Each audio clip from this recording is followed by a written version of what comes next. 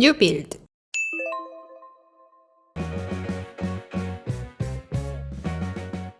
안녕하세요. 오늘은 요즘 연일 이슈가 되고 있는 경매, 부동산을 취득할 때 경매만큼 좋은 게 없다라고 이야기를 많이 하잖아요. 그래서 경매 초고수님을 모셨습니다. 쿵쿵나리 이선미 대표님. 네, 안녕하세요. 쿵쿵나리입니다. 갑자기 대표라고 하니까 되게 어색하네. 네. 얘 맨날 나한테 누님 맨날 이러고. 그러니까 얘기하면 어떡해. 요새도 거의 이야기 듣다 보니까 경매 머신이라고 그냥 오늘도 하나 낙찰 받고 왔지. 오늘도 받으셨어요? 오늘 심심해서 한번 법원 갔더니 낙찰에 딱 2개 넣었는데 하나는 폐찰하고 오늘 하나 또 낙찰받고. 제가 오늘 이 쿵쿵나리님을 왜 모셨냐면 이것 때문이거든요. 우리가 일반적으로 경매라고 하면 너무나 사람들이 두렵고 막막하게 생각하는데 여기 계신 이분은 그냥 밥 먹듯이 심심하면 가서 낙찰 받는다고 하니까 과연 그러면 경매가 무엇인지 그리고 어떻게 하면 내 집 마련 경매를 할 수 있는지 관련해서 좀 질문을 드려볼 수 있도록 하겠습니다. 네, 너무 좋죠. 네. 자, 그럼 첫 번째. 일반적으로 우리가 경매를 사람들이 좀 되게 무서워하잖아요. 네.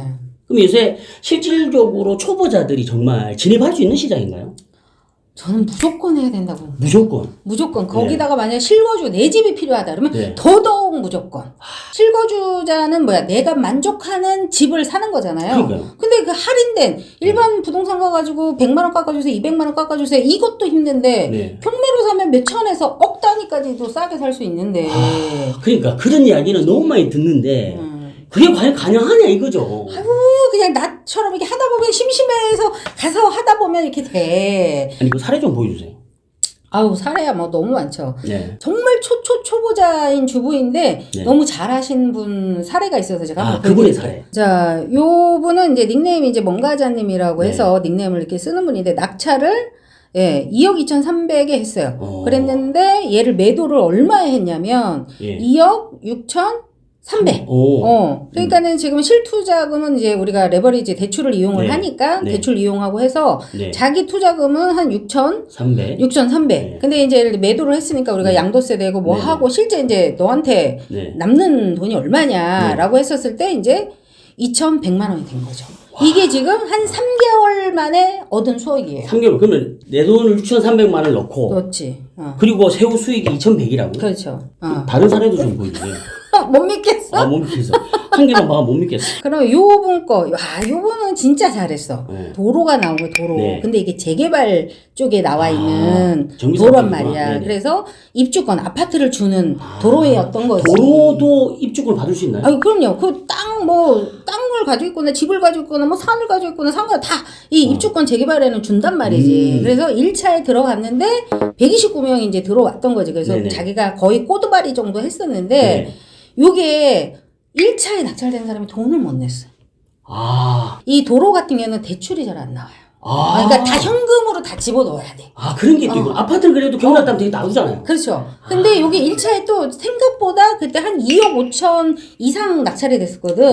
그러니까 2억 5천은 그냥 현금으로 박으려고 하니까 없었던 것 같아요. 우리가 아무리 봐도 문제가 있는 물건이 아니었거든. 그랬다가 이 친구, 이 수키님이 2차에 또 들어간 거야. 그래서 1억 3천 엄청 그러니까 1차보다 거의 1억 이상. 그치? 거의 반 이상으로 떨어진 가격에 낙찰을 받은 거야. 이 129명은 이제 2차에는 다 안 들어오고 한 몇 명 많이 안 들어왔어요. 한 7명 들어왔나? 2차에서. 미납이 되니까 무슨 문제가 있는 거죠. 그렇지. 하여튼 어쨌거나 1억 3천에 낙찰을 받아서 얘를 입주권 8사를 받았어요. 8사를 받아서 이 조합원가가 3억 5천인데 이 피가 한 3억 정도 붙어가지고 이렇게 수익을 바랬던 거죠. 근데 이 친구한테 내가 물어보니까 자기는 이 단지가 너무 좋아서 입지가 너무 좋아서 자기는 실입주해서 나중에 2년 뒤에 비과세를 하든지 하겠다 그 얘기를 하더라고. 좋은 전략이에요. 방금 우리가 사례를 봤는데요. 자, 그러면은 경매를 통해서 내 집 마련하는 게 일반 부동산 거래보다 실질적으로 유리한 게 일단 좀 싸게 산다는 거 이거 말고 뭐가 있어요? 가장 핵심은 싸게 산다지. 아니 이 사람 경매를 사는 이유는 기본적으로 우리가 시세대로 가서 집을 사고 싶어 만약 일반적으로 그럼 부동산 가가지고 어쨌거나 집을 A, B, C 이렇게 해서 볼 거 아니에요. 보더라도 마음에 드는 게 있으면 우리가 깎아달라고 해도 내 생각에는 돈 1,000만 원 깎기 쉽지 않을까? 쉽지 않죠. 쉽지 않아. 그래도 경매는 한 번 정도 이상은 떨어져야지. 맞아. 2%는 까져야지. 그렇지. 네. 그게 떨어지는 게 어쨌거나 몇천 이상은 떨어지잖아. 그렇죠. 그때 돼서야 이제 사람들이 입찰 이거 가격 괜찮네. 네. 라고 해서 이제 시세 조사도 해보고 현장도 가보고 이렇게 해서 하잖아. 네네. 그 사이의 과정에서는 이제 명도라는 거, 낙찰 받으면 저 명도는 또 어떻게 해야 되지? 네. 이건 내가 물건을 잘 본 건가, 안 본 건가? 막 이런 어떤 불안 요소에 대한 약간 불편함이 조금 있어서 불편함이 그렇지. 있다. 네네. 나머지 그 부분만 해결이 되면 뭐야? 몇 천에서 나 같으면 그냥 무조건 합니다. 그러면 경매에 대해서 조금 알아본다면 정말 초보자들이 하나도 모른단 말이에요. 그럼 그런 분들이 일단 경매를 만약에 하고 싶다라고 하면 일단 뭐부터 준비해야 되나요? 글쎄 뭘 준비를 해야 되나? 저 같은 경우는 마음의 준비를 먼저 하겠지만 어쨌건 여러분들이 제일 어려워하는 게 막연하게 야 권리 분석 잘못하면 뭐 손해 본다고 한다던데 뭐 이런 이야기도 해요. 네네. 근데 이제 우리가 유료 사이트라는 게 있어요. 이제 법원의 어떤 그냥 무료로 제공하는 법원의 사이트가 있고 네. 근데 이제 법원의 사이트들은 이제 어떤 자세한 정보들이 없고 그냥 주소하고 이런 그냥 기본적인 정보밖에 없다는 거지. 근데 우리가 유료 사이트 뭐 지지옥션이나 옥션원이라는 탱크 옥션이라든지 이런 데에서는 기본적인 권리 분석을 해줘요. 물론 거기서 뭐 잘못 받았다고 해서 책임을 져주진 않지만 일반적으로 우리가 초보자들이 접근하기에 네. 무난한 것들이 한 90% 이상은 아무 문제가 없는 권리 분석이 일반적인 물건이다. 있다는 거지. 그 정도만 믿고 가도 괜찮다는 거고. 자, 제 앞에 제 책이 있죠. 제 책을 한 번 정도만 읽으시면 아주 좋아. 2번 읽으면 더 좋아. 그래서 이런 책을 한 몇 권 정도 읽으면 좋고 그럼에도 불구하고 너무 나는 무섭다. 이게 진짜 맞는지 안 맞는지. 자, 저의 유튜브에 오면 코칭권이 있습니다. 농담이고 저한테 이메일을 보내주시면 우리 뉴빌드 TV를 통해가지고 이메일을 보냈다. 그럼 제가 공짜로 해드리겠습니다. 공짜로? 야, 이거 너무너무 즉흥적이다, 야. 한 몇 분에 한해서 어쨌든 그렇게 고마운 서비스를 해주시겠다는 거예요. 그렇게 해주시면 아무래도 앞뒤 다 크로스 체크를 할 수 있으니까 네. 별 문제가 없고 여기서 이제 조금 더 공부를 하고 싶다라면 아무래도 강의나 이런 뭐 책을 더 읽는다든지 이렇게 하셔야 되겠죠. 자, 그런데 실질적으로 우리가 계속 지금 이야기하고 있는 것 중에 하나가 권리 분석을 이야기한단 말이에요. 근데 많은 분들이 권리 분석이라는 말 자체도 이해를 못 하시는 게 너무 많아요. 권리 분석이라는 게 뭐예요? 여기 화면에서 보면 우리가 이 권리 분석이 사실 별거 없어요. 되게 막 강사도 어렵게 이야기를 하는데 그 권리 분석의 가장 기초는 이 말소 기준 종류 이 5가지만 알면 돼. 요 5가지가 제일 먼저 나타나는 아이가 말소 기준점이 되는 거예요. 말소 기준이라는 건, 네. 자, 낙찰 받았어. 네. 이 사람이 뭐야? 이 경매로 나왔다는 건 은행에다가 돈을 빌렸거나 뭔가 압류를 당했거나 했기 때문에 경매가 나온 거잖아요. 그렇죠. 근데 그러면 걔를 낙찰 받음으로써 이 지저분한 권리가 나한테 옮겨오면 안 되잖아. 그렇죠. 무슨 경매가 의미가 없잖아. 네. 근데 내가 낙찰 받고 대금을 납부하면 이 지저분한 압류라든지 대출 뭐 이런 근저당들이 다 없어지는 기준점이 이 말소 기준점이에요. 이게 그 없어진다는 게 말소된단 말이에요. 그렇죠. 말소 없어진다. 그러니까 나한테는 자 깨끗한 등기부등본을 너한테 집문서 줄게. 이게 말소 기준점의 시작이에요. 그러면 그게 5 근저당, 가지. 압류, 담보, 가등기, 경매 기입 등기, 선순전세권. 자, 요 물건을 한번 예로 한번 볼게요. 법원 사이트에 가면 이렇게 기본적으로 네네. 나와요. 이게 위에가 24년도에 얘가 이제 나왔고 나오는 이게 겁니다. 접수번호 정도라고 생각하시면 돼요. 네. 그리고 뭐 아파트다. 그다음에 건물 면적이 150제곱미터에 45평이다. 네. 이런 거. 그다음에 뭐 채권자, 채무자 뭐 같은 사람이죠. 예. 가격도 봐야 돼요. 가격도 보면 지금 야, 이거 금액이 크니까 10억이 좀 넘고 지금 이제 유찰된 게 30% 떨어져서 7억 2,800 이렇게 30% 떨어졌다는 얘기는 한번 예를 들어서 미납이 된 상태에 다시 나온 거잖아요. 그렇죠. 한번 이제 이때 10억대 아무도 입찰이 안 들어온 거지. 네네. 우리 이제 경매 보통 떨어져야지 보통 사람들이 들어가다 네네. 보니까 그래서 한번 떨어진 거예요. 그래서 네. 인천 같은 경우는 30%씩 떨어지기 때문에 7억 2천. 인천이니까. 자, 여기게 등기부등본이야. 각 집에. 날짜 순으로 이게 이제 소트가 되어 있는 거예요. 자, 소유자가 이제 이 사람, 그 다음에 근저당 축협에서 5억 4,600을 갖다가 이제 대출을 받은 거죠. 근저당이라고 돼 있네요. 네. 그리고 밑에도 근저당 뭐 이렇게 다른 데서도 또 돈을 빌려온 거야. 근데 아까 제가 뭐랬어요? 5가지 말소 기준점 중에 제일 먼저 나오는 아이를 찾아라. 네. 라고 했죠. 네. 그래서 여기서는 이제 용어 자체를 말소 기준 등기라고 했는데 자, 요게 제일 먼저 나왔잖아. 우리 근저당이.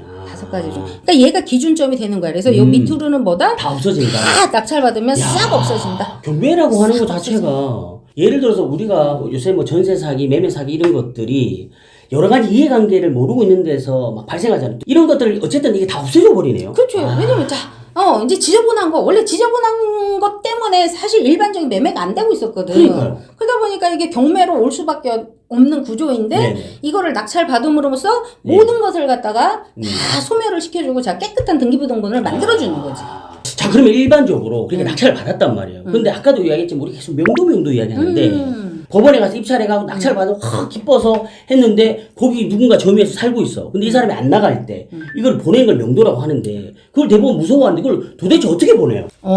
저한테는 매우 쉬운 이야기지만, 네. 여러분들한테 제일 두려운 어떤, 일일 거예요. 그죠? 이 경매를 해야 되나? 괜찮다고는 하는데 이놈의 명도가 난 너무 무서워. 나는 너무 그러니까. 착하니까. 그 사람 안 나가고 막 그치. 사람들 보통 처음 이제 낙찰 받으면 그 안에 이제 눌러 벨 눌러면 덜덜덜덜덜 그치, 막 떨잖아요. 누르면서 나오지 마라, 띵동 나오지 마라, 띵동 나오지 마라, 제발 나오지 마라, 막 이러면서 우리가 가서 명도를 하러 가잖아. 그러니까요. 근데 자, 요것도 보면 우리가 심리적인 부분을 살펴볼 때, 네. 자, 거기 채무자가, 소유자가 살아. 네. 그러면 그 사람은 어쨌든 간에 사업을 하다가 망했든 뭘 했다가 부도가 났든, 그 된 거잖아. 그게 네. 하루아침에 이루어진 게 아니라 거의 한 1년 차 정도로 해서 이 경매라는 건 바로 나오지 않아요. 자, 우리가 돈을 대출을 받아서 이자하고 이런 것들을 몇 달 동안 이상 못 냈었을 때 최고장을 받다든가 그 다음에 그 이상이 이제 지나면 경매로 이루어지기 때문에 거의 1년 정도 이상의 어떤 시간이 지나야지만 경매까지 온단 말이지. 나중에 잘 설득을 해서 이야기를 해보면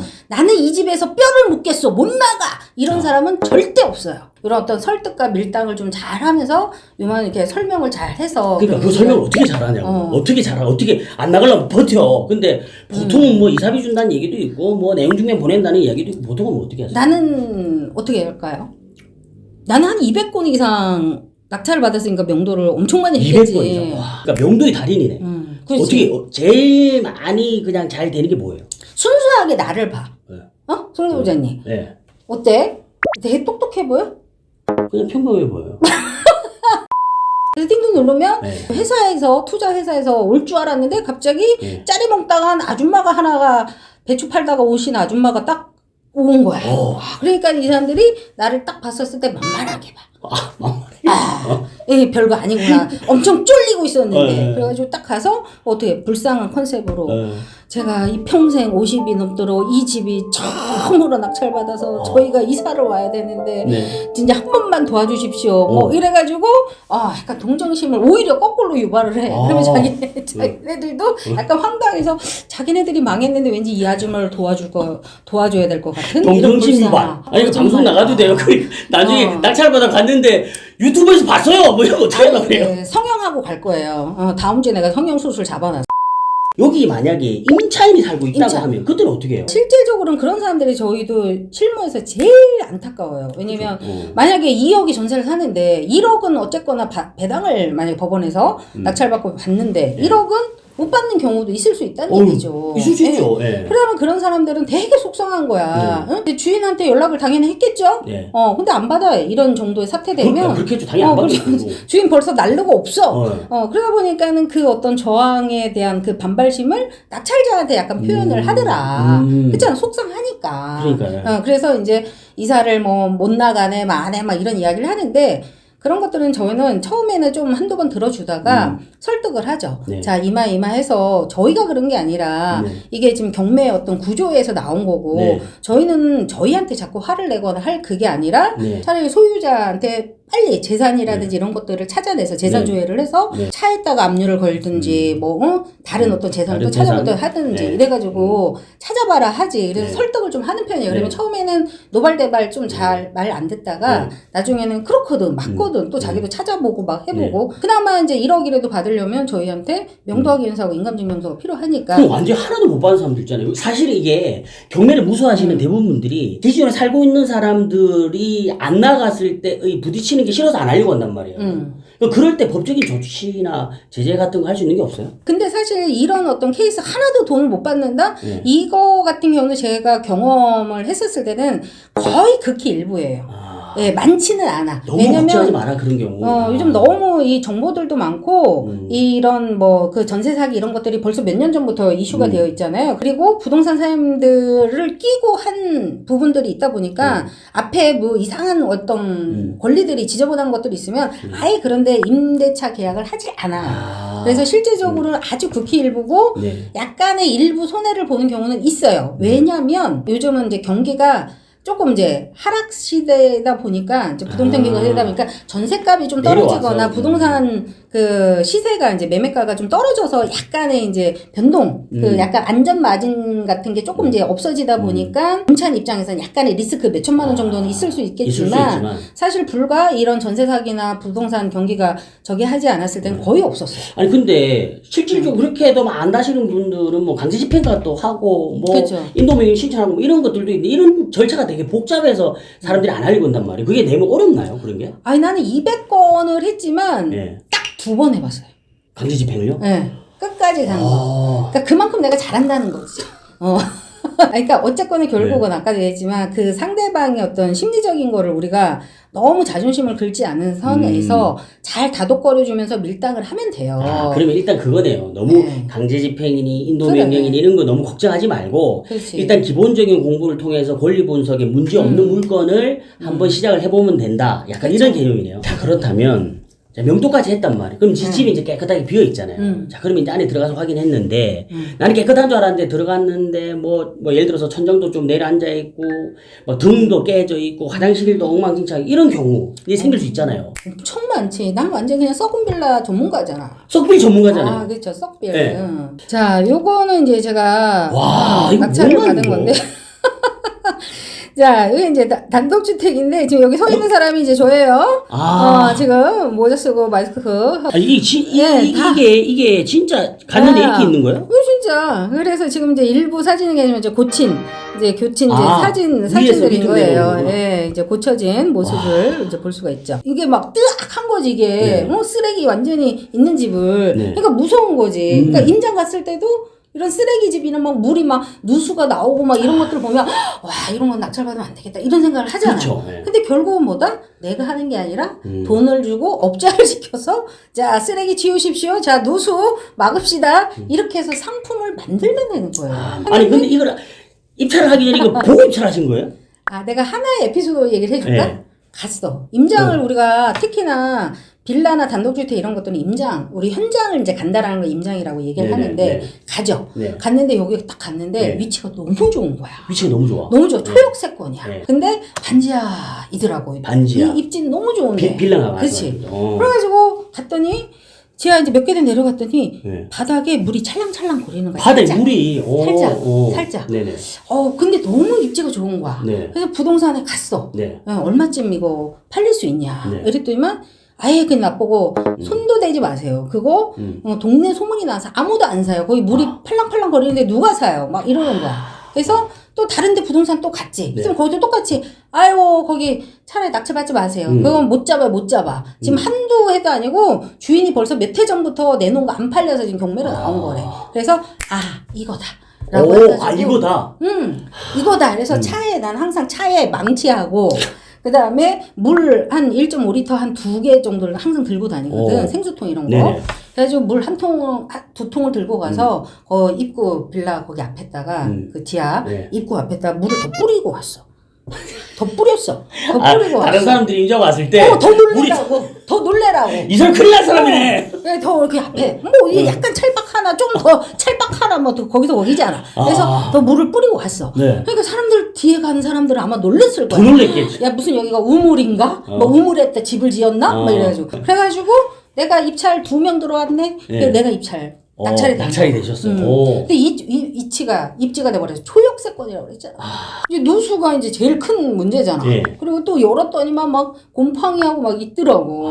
뭐 물이 이제 계속 습이 차고 올라오니까. 그걸 또 이제 또 업자분들 불러가지고 다 해결한 거네. 내가 했어? 돈 주면 다 업자분들 오시지. 뭐 쓰레기 또 철거해서 가져가시지. 그러니까 여러분들 자꾸 본인이 할 거에 대한 어떤 두려움 때문에 그런 거지. 하여튼 어쨌거나 다 해결하고 지금처럼 인테리어를 이렇게 쫙 해가지고 오히려 여기는 내가 매매를 해가지고 그냥 바로 몇 천만 원 매도를 하려고 했었는데, 네. 전에 이제 계신 어떤 이제 시장님께서 거기에 뭐를 하겠다는 거야. 거기 이제 재건축 재개발 같은. 정비사업으로 들어가는 거구나. 그래서 그냥 매도해서 바로 빼고, 오히려 내가 받은 거 이상으로 전세가를 세팅을 했죠. 그러니까 오히려 돈이 뭐 몇 천만 원에도 오히려 들어왔지.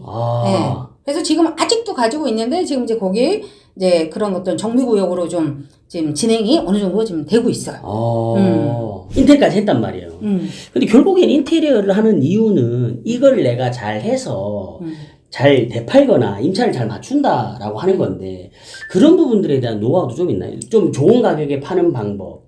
처음에는 그냥 도배장판 정도 하고 많이 이제 매매를 했는데 잘 안 팔리더라고. 그러니까 일반적으로 도배장판 오래된 집이다 보니까 바깥에 외관도 좀 꾸리꾸리 하거든. 근데 안에 이제 도배장판 정도만 했다고 해서 손님들이 막 이거 좋다 이렇게 하지 않더라고. 네. 그래서 조금 몇 번의 그런 시행착오를 겪었다가 제가 이제 예전에 이제 의류회사를 좀 다녔단 말이에요. 그래서 요게 이제 그런 디자인적인 면들이 좀 많이 도움이 됐어. 그럼 여기다 인테리어를 좀 해서 시각적으로 조금 뭔가 차별화를 좀 두자. 인테리어적으로?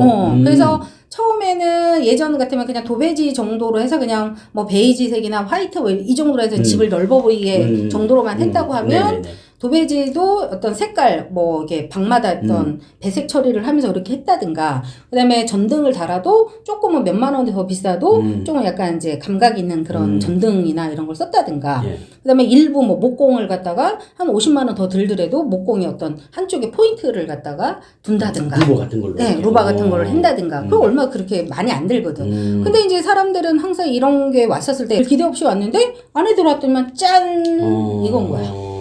그러니까 이게 마음이 술렁술렁 거리고, 거기다 이제 나는 또 인테리어도 했지만 가끔 가다 거기다 소파, 이케아 이런 데 가서 소파를 하나 딱 거기에다 하나 사준다든가, 그 인테리어 그 집에 맞게 색깔을, 또는 아니면은 TV다 이런 것들 하나 하나 거기다 사놓는다든가 이래. 그러면은 손님들이 이건 뭐예요? 다 둘러보고 이건 뭐예요? 주시는 거예요? 안 주시는 거예요? 저 드립니다. 여기 들어오시는 분한테 입주 선물로 제가 선물로 드리는 거예요. 그러다 보니까는 기본적으로 인테리어는 어느 정도 이제 마음에 드는 것도 있었는데, 예쁜 빨간 소파를 하나 딱 준다든가, 이러면은 집에 돌아가서 이게 집이 보이는 게 아니라 빨간 소파밖에 안 보이는 거야. 그러다 보면 이제 전화가 와. 부동산 통해서. 그 아까 본 세대기 그 빨간 소파 주냐고 계속 물어보던데 진짜 주는 거 맞아요? 이래가지고 그럼 벌써 넘어왔다. 넘어왔다.